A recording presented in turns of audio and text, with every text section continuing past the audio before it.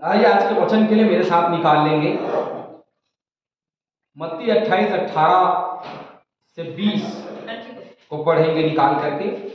और यूहन्ना 3:16 में लिखा है, यूहन्ना 3:16 में लिखा है, क्योंकि परमेश्वर ने जगत से ऐसा प्रेम रखा कि उसने अपना एकलौता पुत्र दे दिया। क्योंकि परमेश्वर ने जगत से ऐसा प्रेम रखा कि उसने अपना एकलौता पुत्र दे दिया, ताकि जो कोई उस पर विश्वास करे वो नाश न हो परंतु अनंत जीवन पाए। और मत्ती 28:18 से 20 को पढ़िए। यीशु ने उनके पास आकर कहा कि स्वर्ग और पृथ्वी का राज सारा अधिकार मुझे दिया गया है, इसलिए तुम जाकर सब जातियों के लोगों को चेला बनाओ और उन्हें पिता और पुत्र और पवित्र आत्मा के नाम से बपतिस्मा दो और उन्हें सब बातें जो मैंने तुम्हें आज्ञा दी है मनाना सिखाओ। और देखो, मैं जगत के अंत तक सदा तुम्हारे संग हूँ।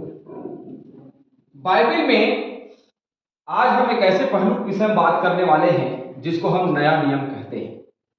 और नए नियम में जो 27 पुस्तकें हैं, उन 27 पुस्तकों को जब हम पढ़ते हैं और जब हम देखते हैं तो वो 27 पुस्तक या 27 किताब प्रभु यीशु मसीह और उसके लहू से प्रभावित है, उसके वंशावली से प्रभावित है, उसके जीवन शैली से प्रभावित है, उसके स्वभाव, उसके चाल चलन, उसके चिन्ह और चमत्कारों से प्रभावित है और उसके कथनों से प्रभावित ये 27 पुस्तकें जो लिखी गई हैं।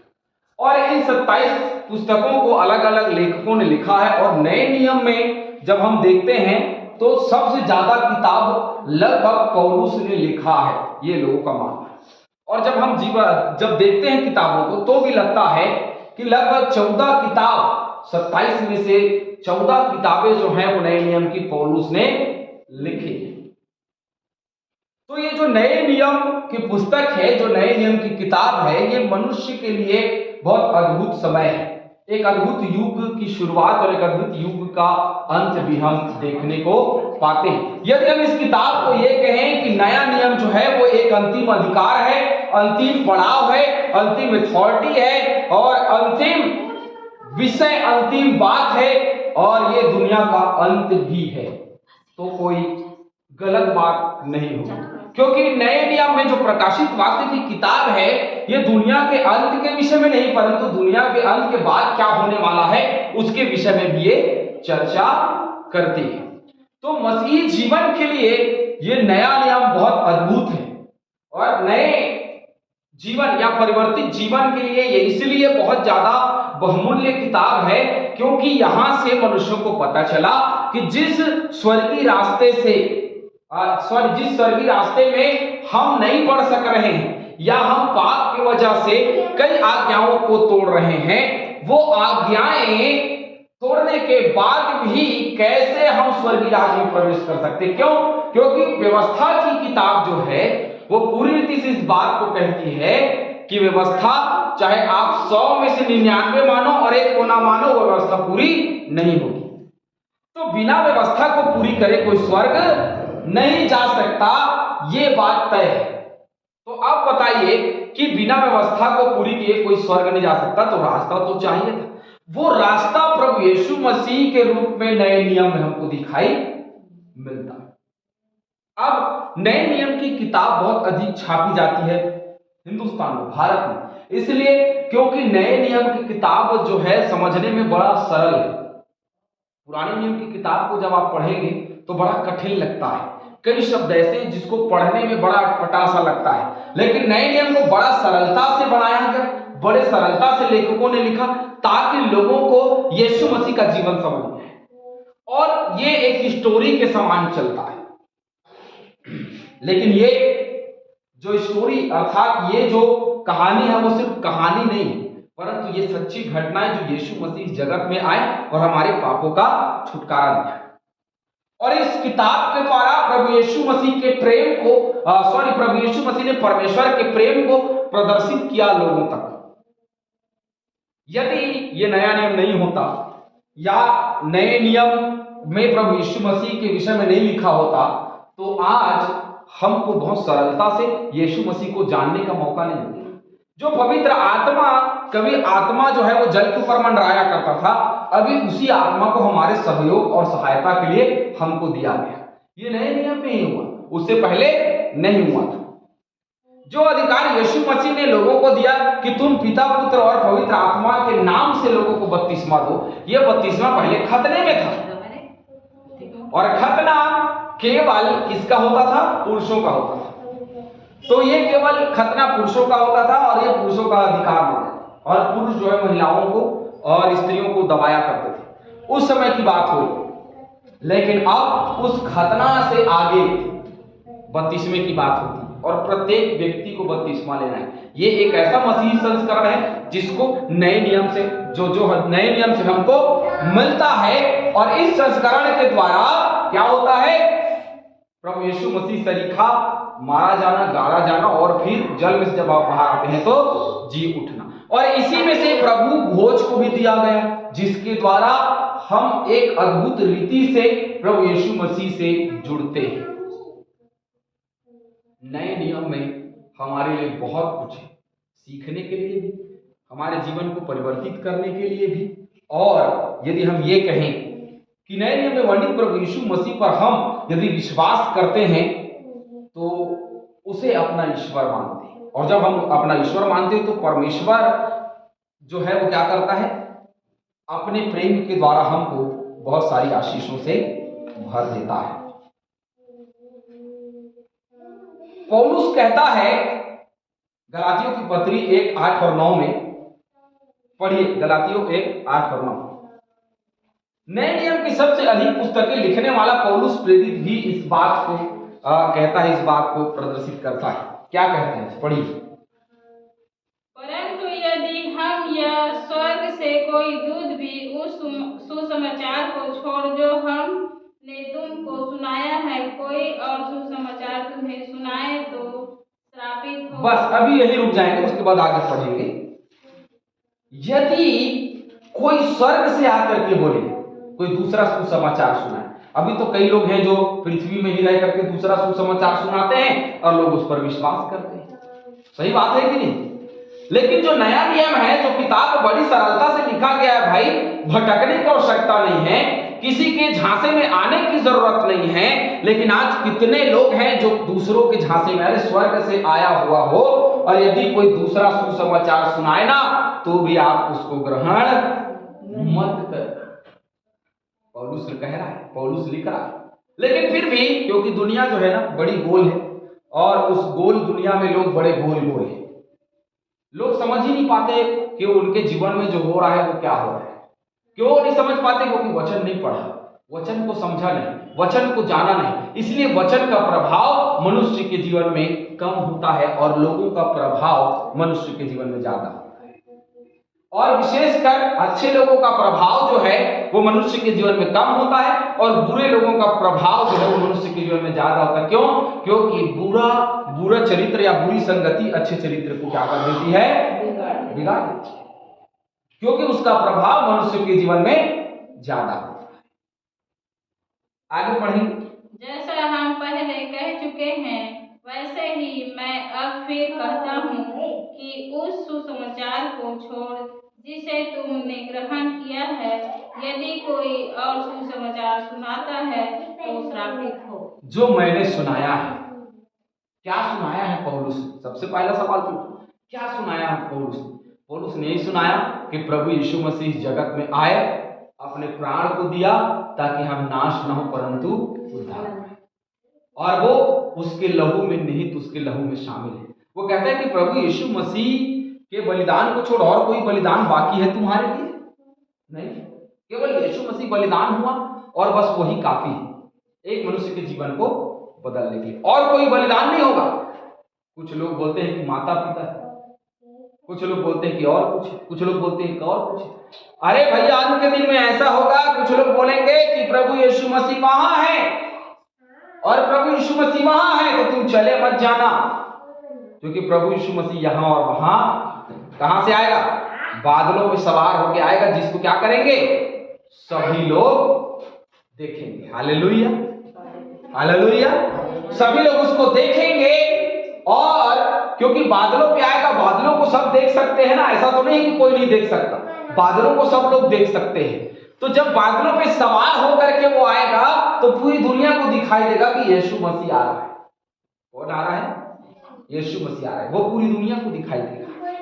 यदि कोई और सुसमाचार सुनाए तो विश्वास ना करना, यदि वो स्वर्ग से उतरा हुआ दूत भी हो और बोले कि ये सुसमाचार जो यीशु मसीह का है वो नहीं है, ये सुसमाचार मैं अलग से तुमको सुना रहा हूं, ये तुम्हारा सुसमाचार। आज कितने हैं जो यीशु मसीह के सुसमाचार को नहीं जानते? पता है आप लोगों को? कितने दर्शन शास्त्री, कितने भविष्यवक्ता हैं जो यीशु मसीह के वचन को प्रचार नहीं कर सकते, उसके सही मायने नहीं बता सकते, लेकिन उसके बावजूद भी दर्शन देखते हैं। क्या करते हैं? दर्शन देखते, उसके बावजूद भी भविष्यवाणी करते। जो यीशु मसीह के वचन को नहीं जानता वो दर्शन नहीं देख सकता, ना ही भविष्यवाणी कर सकता। क्यों? क्योंकि यीशु मसीह के वचन में ही दर्शन निहित है। क्यों? क्योंकि जब पवित्र आत्मा आता है तो क्या करता है? सबसे पहला अंगीकार होता है कि यीशु मसीह ही प्रभु यीशु मसीह है और परमेश्वर का इकलौता पुत्र। ये अंगीकार करेगा और उस वचन को पढ़ना आरंभ करेगा। ये नहीं कि वो केवल दर्शन की बात करे, ये नहीं कि वो केवल भविष्यवाणी की बात करे, ये नहीं कि चिन्ह और चमत्कारों की बात करे, ये नहीं कि केवल अन्य भाषा की बात करे, और भाषा भी वो जो गिना चुना। हालेलुया। भाषा भी हो जो गिना चुना, उसके अलावा और कोई भाषा नहीं होता। क्या स्वर्गीय भाषा दो चार लाइन का होता है? लेकिन हम नए नियम के पूरे क्योंकि नया नियम क्यों कहा गया उसको? क्योंकि पुराना नियम क्या था? व्यवस्था। पुराना नियम क्या था? व्यवस्था पुराने नियम की बात थी। लेकिन नया नियम क्या है? व्यवस्था का पूर्ण होना, और पूर्ण होने के बाद एक नए व्यवस्था के साथ में जुड़ना। बिल्कुल ये नहीं है कि नए नियम में व्यवस्था नहीं, व्यवस्था है, क्योंकि उसने कहा है तन मन धन से परमेश्वर पिता से प्रेम रखो, है ना। और क्या कहा? अपने पड़ोसियों से अपने समान। नए नियम में प्रेम की बात करता है, नए नियम में दंड की बात नहीं करता। नए नियम में कहता है अपने अपराधी, जैसे मैंने अपने अपराधियों को क्षमा किया है प्रभु, वैसे ही तू मेरे अपराधियों को। पहले अपने अपराधियों को क्षमा करने की बात करता है। नए पुराने नियम में हाथ के बदले हाथ, दांत के बदले दांत की बात होती थी, लेकिन नए नियम में उस नियम को बदला गया। सुसमाचार ये है कि अब किसी पर दंड की आज्ञा, तो दंड पर आज्ञा न्याय की बात करता है, तो दंड पर आज्ञा किसके लिए है? दंड पर आज्ञा उसके लिए है जो मसीह यीशु को अंगीकार नहीं करता, जो हमेशा पाप में लिप्त है, क्योंकि वो व्यवस्था के अधीन है। आज भी व्यवस्था से बाहर वो नहीं आए। कुछ लोगों का ये मानना है, कुछ दर्शन शास्त्री और जो ज्ञानी लोग हैं उनका ये मानना है कि पाप जितना करो सारे पाप क्षमा हो जाएंगे, चिंता मत करो, सारे पाप क्षमा हो जाएंगे। कुछ लोगों का आजकल ये प्रचार चल रहा है। मैंने ऑनलाइन में एक पास्टर साहब को देखा, वो यही प्रचार कर रहे थे कि भैया कितना भी पाप करो पाप क्षमा हो जाएंगे, क्योंकि प्रभु ने कहा अनुग्रह के द्वारा उद्धार हुआ। तो अनुग्रह के द्वारा उद्धार, तो अनुग्रह का सिद्धांत यह भी है कि सबसे पहले अपने पापों को मानो, उसका अंगीकार करो और उस पाप को छोड़ दो, तब जाकर के न्याय के सिंहासन के सामने खड़े होंगे तो क्या मिलेगा? अनंत जीवन मिलेगा। कब? न्याय के सिंहासन के सामने खड़े होंगे तब। लेकिन अभी हमारा पाप चल रहा है, वो रनिंग में, वो क्या कर रहा है? चल रहा है, हमारे बीच में चल रहा है, हमारे जीवन में चल रहा है। वो पाप जब तक चलेगा हमारा जीवन नया नहीं होगा, क्योंकि नए नियम का मतलब होता है नया जीवन, नया समय, नया काल। यदि हम पुराने समय में ही जिंदा हैं, जब हम माता के गर्भ में आए, माता के गर्भ से थोड़ा बढ़े, वो पाप आता गया, अपराध आता गया, गलतियां होती रही, उन गलतियों के साथ में जैसे हम जीवन जी रहे हैं, क्या वो नया है? ये पुराना जीवन है, और उस पुराने जीवन को परमेश्वर कभी ग्रहण नहीं करेगा, क्योंकि नया नियम का मतलब होता है नया जीवन, नया समय, नया काल, नया नियम, नई व्यवस्था। और उसने नई व्यवस्था दी है, जो कोई उस पर विश्वास करेगा वो तब विश्वास कर पाएगा संपूर्ण रूप से प्रभु यीशु मसीह ही प्रभु है, जब उसके जीवन में आत्मा होगी। और आत्मा कब आएगी? यूहन्ना 16:13 में लिखा है, परंतु जब वह अर्थात सत्य का आत्मा आएगा तो तुम्हें सब सत्य का मार्ग, जब आत्मा आएगा तभी सत्य का मार्ग आपको पता चलेगा, नहीं तो आप पता नहीं कर सकते। मैं पता नहीं कर सकता कि सत्य का मार्ग क्या है। आज लोग इसलिए अंतर नहीं कर पा रहे हैं सत्य और असत्य के बीच में, क्योंकि लोगों को पता ही नहीं चल रहा कि कौन सी बात सही है और कौन सी बात गलत है, किस बात को मानना चाहिए और किस बात को नहीं मानना चाहिए, किस बात पर चलना चाहिए और किन बातों को छोड़ देना चाहिए। ये लोगों को पता नहीं है। क्यों पता नहीं है? क्योंकि वास्तव में सत्य की आत्मा मनुष्य के जीवन में नहीं, सत्य की आत्मा ही नए नियम को हमारे जीवन में लेकर के आती है, अर्थात यीशु मसीह के लहू को हमारे जीवन में लेकर के आती है। और आत्मा बिना सब ज्ञान अधूरा हो जाएगा। कितना भी ज्ञानी आत्मा यदि नहीं है तो स्वर्ग का ज्ञान हमको नहीं मिल सकता। हालेलुया। सत्य का मार्ग बताएगा, क्योंकि वह अपनी ओर से ना कहेगा, परंतु जो कुछ सुनेगा वही कहेगा और आने वाली बातें तुम्हें जब आत्मा आएगा। लेकिन आत्मा कब आएगा? आत्मा कब आएगा? जब हमारा देह पवित्र आत्मा का मंदिर बन जाएगा। और पवित्र आत्मा का मंदिर कैसे बनेगा? वचन को पढ़ने के बाद, वचन को समझने के बाद, वचन को प्रचार करने के बाद, वचन को सुनने के द्वारा हमारा देह जो पवित्र आत्मा का मंदिर बनेगा। लेकिन आज ऐसा है, लोग जो है वो केवल भविष्यवाणी की बात करते हैं, केवल दर्शन की बात करते हैं, केवल अन्य अन्य भाषा की बात करते हैं, लेकिन वो ये बात नहीं करते कि वचन क्या है। वचन क्या है? सुसमाचार क्या है? पूछो, उनको नहीं पता। प्रचार करने आता है? नहीं आता। तो दर्शन कैसे देखोगे? यदि आप वचन को प्रचार नहीं कर सकते, क्योंकि सबसे पहले जब आत्मा आता है तो सबसे पहले इंसान क्या करता है? क्या किया पतरस ने? जब आत्मा आई तो क्या हुआ? सबसे पहले पतरस ने प्रचार किया। जब आत्मा आता है तो सबसे पहले क्या करता है? प्रचार शुरू होता है। जब सामरी स्त्री को जल मिला, जीवन का जल, तो सबसे पहले उसने क्या किया? अन्य भाषा बोलने लगी, कि दुष्ट आत्मा भगाने लगी, कि दर्शन देखने लगी, कि भविष्यवाणी करने लगी। क्या किया उसने? उसका जीवन नया हो गया। उसने बताया कि मेरा जीवन नया हो गया। हालेलुया। ये सुसमाचार का प्रचार शुरू किया उसने। पूरे गांव में सुसमाचार का, पूरे सामरिया नगर में, गांव नहीं नगर में, पूरी सामरिया नगर में वो भाग भाग करके जाने लगी और बोलने लगी कि आज मेरे आंखों ने उद्धार को देख लिया है और यही सुसमाचार है। हालेलुया। कभी भी भविष्यवाणी या दर्शन की बातें जो है वो क्या नहीं है? सुसमाचार नहीं है। ये बातें बाद में होती है। तुम्हारे जवान दर्शन देखेंगे, तुम्हारे पुण्य भविष्यवाणी करेंगे, ठीक करें, लेकिन तब जब वचन आएगा। बिना वचन के आत्मा आ नहीं सकता, और बिना आत्मा के आप जो दर्शन देख रहे हैं या जो भविष्यवाणी कर रहे हैं वो सही तो हो रही है, लेकिन वो परमेश्वर की ओर से एक दिन फंसोगे। कई लोग हैं जो फंस जाते हैं, कई लोगों को मैंने देखा फंस जाते हैं। कई बार उत्साह में आकर के, कई बार किसमें? उत्साह में आकर के लोगों के लिए दर्शन देखते हैं। मैंने आप पिछले हफ्ते आप लोगों को बताया था कि एक भाई के लिए दर्शन देखा गया कि भैया एक अंकल के लिए दर्शन देखा, तुम्हारा बेटा जो क्या बनेगा? वो पास्टर बनेगा, सेवक बनेगा, दास बनेगा। अभी उसका बेटा ना सेवक बना, ना दास बना, कुछ और ही है ना। तो भैया कब परमेश्वर का दर्शन पूरा होगा? तब जब आत्मा की अगुवाई से आप बात करेंगे। आत्मा जो है वो क्या करेगा? सत्य की बातें बताएगा, असत्य की बातें नहीं। एक भी बात पूरी हुए बिना टलती नहीं है जो परमेश्वर का दर्शन होता है, जो भविष्यवाणी होती है। क्यों? क्योंकि यशायाह ने जो भविष्यवाणी की, एक एक लकीर, एक एक बिंदु पूरा हुआ कि नहीं हुआ? यीशु मसीह के लिए जो भविष्यवाणी की थी पूरा हुआ। यशायाह ने इस्राएलियों की जो भविष्यवाणी की थी पूरा हुआ। सब कुछ एक एक अक्षर पूरा होता है। तो छोटी सी बात कैसे पूरा नहीं? तुम्हारा विवाह, एक एक दिन बताओ ना कि नवंबर महीने के इस डेट में आपका विवाह हो जाएगा, इस साल हो जाएगा, तो बोलना आसान है। 2023 में हो जाएगा, ये बोलना तो आसान है, लेकिन आप समय और दिन बताइए। परमेश्वर ने समय और दिन भी निर्धारित किया।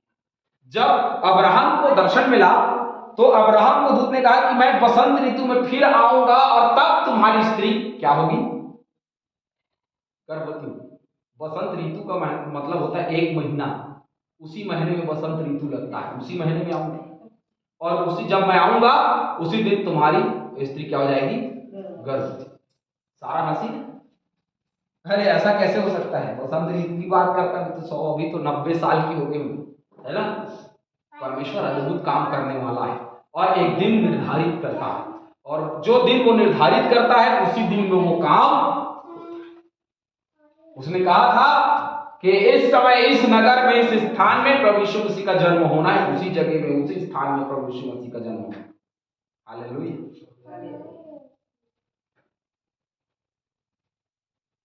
वचन की परिपूर्णता को जब हम समझेंगे तो हम नए नियम को भी समझ सकते हैं। दूसरा तीमुथियुस 3:16 में लिखा है, संपूर्ण पवित्र शास्त्र परमेश्वर की प्रेरणा से रचा गया है और उपदेश और समझाने और सुधारने और धर्म की शिक्षा के लिए क्या है? लाभदायक है। इसके विषय में मैंने पहले भी आपको बताया है, थोड़ी सी चर्चा और हम इसमें से कर लेंगे। तो संपूर्ण पवित्र शास्त्र जो लिखा गया है वो परमेश्वर के किससे लिखा गया है? परमेश्वर की प्रेरणा से रचा गया है, उसकी आत्मा की अगुवाई और भरपूरी से लिखा गया है। और जब इसको उपदेश करना, इसको समझाना या समझना जीवन को सुधारने और धर्म की शिक्षा के लिए क्या है? लाभदायक है। यदि वचन मेरे जीवन में है, यदि मेरे जीवन में आत्मा है तो वो क्या करेगी? मेरे वचन को, मेरे जीवन को सुधारेगी और मुझे धर्म की शिक्षा देगी। धर्म क्या है? मसीहियों का धर्म क्या है? क्या बताया मैंने? मसीहियों का धर्म क्या है? मसीहियों का धर्म क्या है? प्रेम मसीहियों का धर्म है। प्रेम ही कर्तव्य है, प्रेम ही जीवन है।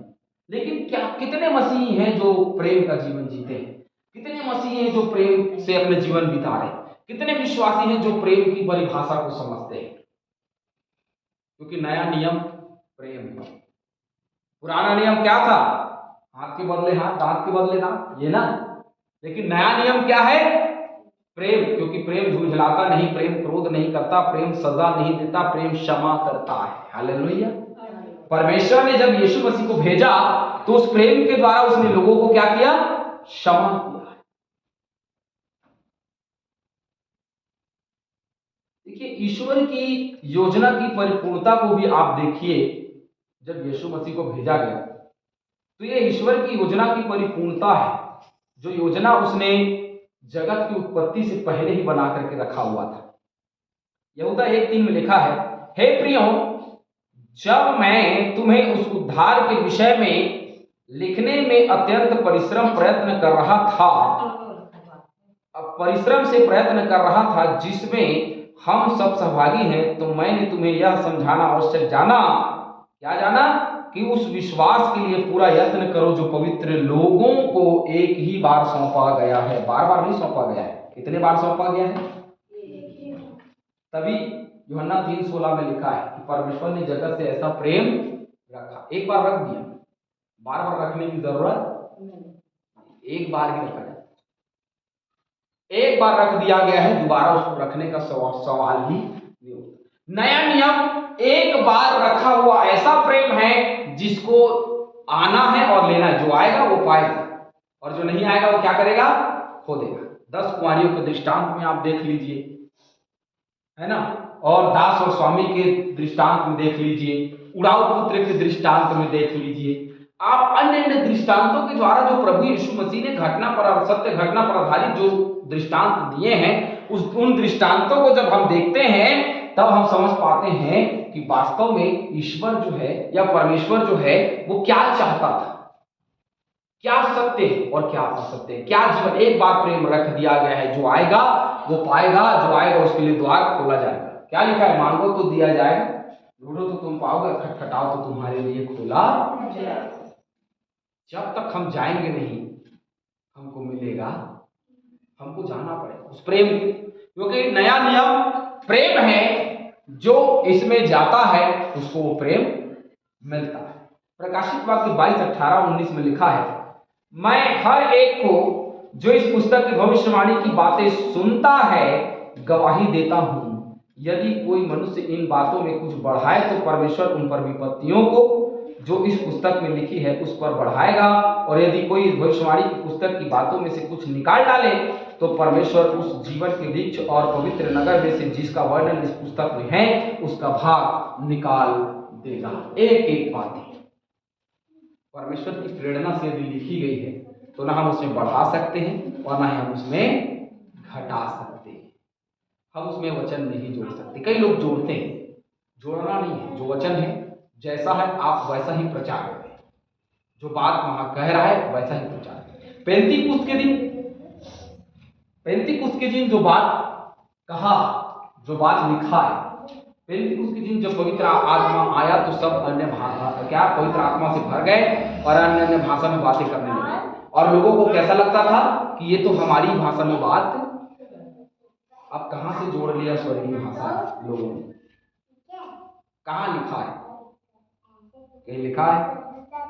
मैं ऐसे लोगों को बोलता हूं जो बोलते हैं कहते भाषा स्वर्गीय भाषा है, तो कहां लिखा? क्योंकि एक दूसरे को समझने वाली भाषा, जब पवित्र आत्मा आया तो एक दूसरे को समझने वाली भाषा के रूप में आया, लेकिन आज लोगों ने उसको बढ़ा करके लिखा स्वर्गीय भाषा, जिसको शैतान नहीं समझता। तो स्वर्ग कहां से आया? शैतान कहां से आया? शैतान कहां से आया? स्वर्ग से। पहले स्वर्ग में था, और क्या था वो? प्रधान स्वर्गदूत था, लिखा प्रधान स्वर्गदूत। फिर उसको घमंड आ गया। फिर जब घमंड आया तो परमेश्वर ने उसको पूरी शक्ति के साथ नीचे फेंक दिया।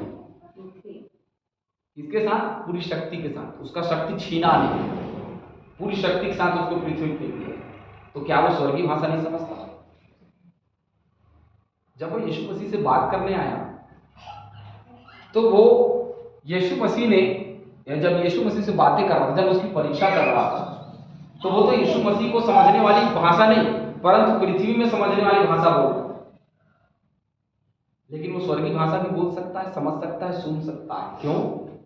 क्योंकि जब हम स्वर्गीय रूप से प्रार्थना करते हैं तो भी बीच में आ जाता है। अरे भैया, जब हम और परमेश्वर कनेक्ट हैं, जुड़े हुए हैं, तो शैतान हमारे मन में आकर के नींद डालता है, थकावट डालता है, आलसीपन डालता है। जब हम परमेश्वर से जुड़े हैं तो ये सारी चीजों को लाके डाल रहा है ताकि हम कमजोर हो। सोच सकते हैं जब उस समय भी शैतान हमारे पास है, जब उस समय भी शैतान हमें बहकाने की कोशिश कर रहा है, तो क्या वो हमारे स्वर्गीय भाषा को नहीं समझता? बढ़ाने वाली बात, किसी चीज को बढ़ाने वाली बात कोई ना करे तो ज्यादा, क्योंकि इस पुस्तक की बातों को जो बढ़ाएगा उस पर विपत्तियां पड़ेंगी, और जो पुस्तक की बातों में बढ़ाते हैं ना उन पर विपत्तियां पड़ती है। इन्हीं आंखों से हमने उनको देखा। परमेश्वर के वचनों को सोच समझ करके प्रचार करना। क्यों? क्योंकि वो नया नियम है, नया जीवन है, प्रेम है, हमारे लिए एक साहस है, शांति है, क्योंकि शांति का राजकुमार होकर के वो आया। हमारे लिए ढाढ़स, शांति है, अंत तक हिम्मत रखने के लिए धीरज है, प्रेम है, सब कुछ है वो हमारे लिए। क्योंकि नया नियम प्रेम को प्रदर्शित करती है, क्योंकि इस सब में बड़ा कौन है? प्रेम सबसे बड़ा है। हालेलुया। उसकी परिपूर्णता को अपने जीवन में महसूस करें। जो नया नियम हमको दिया गया, या जो नया जीवन हमको दिया गया, जो नया समय, जो नया काल हमको दिया गया, ये इसलिए नहीं दिया गया कि हम अपने जीवन में व्यर्थता का जीवन बिताएं, परंतु क्या करें? सत्य की आत्मा के साथ अपने जीवन को बिताते रहें। यूहन्ना 16:13 में लिखा है ना, सत्य की आत्मा के साथ बताते रहें कि वास्तव में हमारा जीवन सत्य की आत्मा के साथ, सत्य को सीखते हुए, अपने जीवन को सुधारते हुए पवित्र आत्मा में आगे बढ़े, ताकि हम अंत की बातों को समझ सकें। Hallelujah, hallelujah. परमेश्वर इन वचनों के द्वारा हम सभी को बहुतायत से आशीष दे। अभी समय है कि हम